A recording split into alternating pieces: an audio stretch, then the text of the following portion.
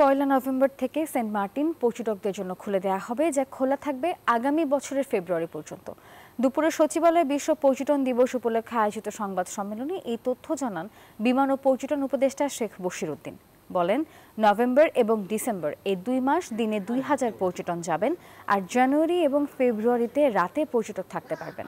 আরও জানিয়েছেন, সেন্ট মার্টিনের পরিবেশের ব্যবস্থাপনা দেখে পরবর্তীতে এর সময় বাড়ানো হবে। সুনির্দিষ্ট কারণ রয়েছে আমাদের পরিবেশ মন্ত্রণালয় এটাকে নিয়ন্ত্রণ করার। আমরা চাই না যে আমরা ওখানে যেতে পারবো না, এরকম কোনো কারণ নেই, আমরা যেতে পারবো। বাট আমরা শুধু মানে যে সেন্ট মার্টিন তা না, আমাদের বাংলাদেশের আমাদের যে মহাপরিকল্পনায় যে 1500 যে ট্যুরিজম স্পট আছে, আমরা সেখানে দেখতে পাই যে মাত্র কয়েকটা জায়গায় টুরিস্ট আসার ফলে আমাদের বিভিন্ন রকমের বিপত্তি সংঘটিত হয়।